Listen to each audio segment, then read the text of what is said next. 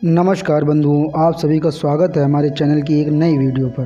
प्रिय मित्रों, आप सभी ने देखा होगा कि लोग अपने घर के बाहर नज़रबट्टू या राक्षस का मखौटा लगा देते हैं। क्या ये लगाना ठीक है? इसको लगाने से क्या होता है?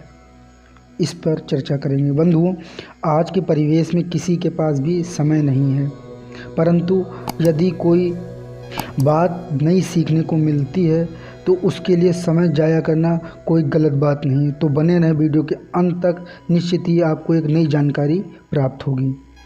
बंधुओं, हम इस पे वीडियो नहीं बनाना चाहते थे, पर जैसे जैसे दीपावली का समय नज़दीक आ रहा है, लोग अपने घर की रंग रोगन करवा रहे हैं, पुताई करवा रहे हैं, घर को सजा रहे हैं और सजाने के उपरांत वो अपने घर के बाहर एक डरावनी सी शक्ल का मखौटा टांग देते हैं, जिसे नज़रबट्टू भी लोग कहते हैं। क्या ये सही है? ऐसा करना किस हद तक सही है? बंधुओं, अगर ग्रंथों की माने और महापुरुषों की वाणी की माने, या जो महात्मा सज्जन पुरुष का ज्ञान है जो वो एक दूसरे को देते हैं उसकी माने, तो ये तो वही हाल हो गया कि अगर आपके घर में सोना चांदी है, उसको लूटने का भय है, तो आप वो सोना चांदी किसी लुटेरे को दे दें। लोगों का तर्क ये है कि ये नज़रबट्टू इसलिए लगाया जाता है कि घर पे किसी की नज़र ना लगे।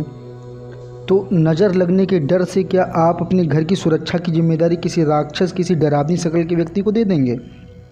इतनी मेहनत की कमाई, गाढ़ी कमाई, खून पसीने की कमाई से आदमी मकान बनवाता है, उसका रंग रोगन करवाता है, सुंदर सा मकान बनवाता है। उसमें ज़रा सी भी कोई कमी रह जाती है तो लेबर मिस्त्री को टोकता है, और जब मकान बन के तैयार हो जाता है तो उस पर भद्दी सी शक्ल को टांग देता है। वो भी शक्ल इतनी भद्दी और डरावनी होती है कि ना चाहते हुए भी व्यक्ति का उस पर ध्यान पहुँच जाता है।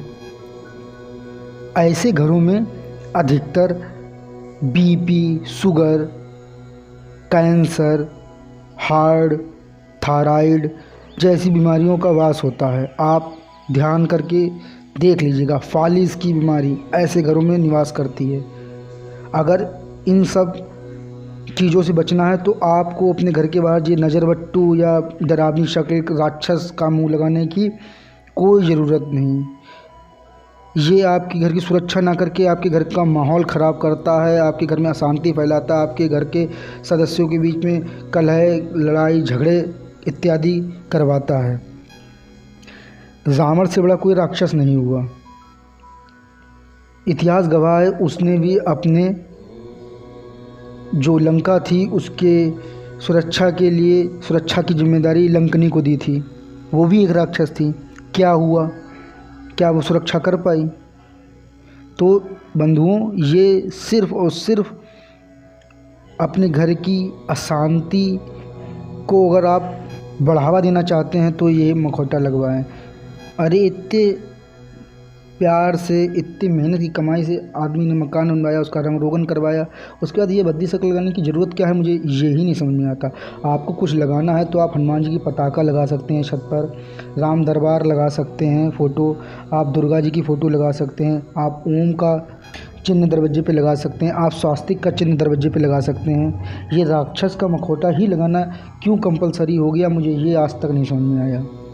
बंधुओं, जिस प्रकार सामान्य पेशे के व्यक्तियों के बीच में मित्रता जल्दी हो जाती है, डॉक्टर के मित्र होते हैं, पुलिस वाले के मित्र होते हैं, फौजियों के मित्र होते हैं, उसी प्रकार नकारात्मक शक्तियों की मित्रता नकारात्मक शक्तियों से जल्दी होती है। और ये भी एक नकारात्मक ही शक्ति है, तो इसका भी संयोग, इसका भी जो मित्रता होगी नकारात्मक शक्तियों से होगी। तो ये आपके घर को कैसे नकारात्मक शक्तियों से बचा सकता है? लोग कहते हैं कि ये इसलिए लगाया जाता है कि नकारात्मक शक्ति, बुरी नज़र ना पड़े हमारे घर पे, पर ये तो खुद ही नकारात्मक शक्ति है। तो ये आपके घर को कैसे नकारात्मक शक्तियों से बचा सकती है?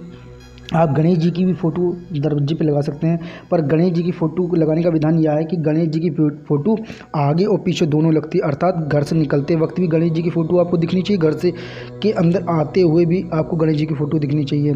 ये जो प्रतीक हैं, जैसे त्रिशूल हुआ, स्वास्तिक हुआ, देवी जी की मूर्ति हुई, गणेश जी की मूर्ति हुई, ये शुभता के प्रतीक होते हैं। इनसे अमृत वर्षा होती है, इनसे घर का माहौल सही होता है, इनसे घर में आने वाले व्यक्ति का भी नज़रिया आपके प्रति सुधरता है, आपके प्रति उसकी जो नज़र होती है वो सही होती है, उसका जो नज़र का बैड इफ़ेक्ट होता है वो आपके घर में नहीं पड़ता।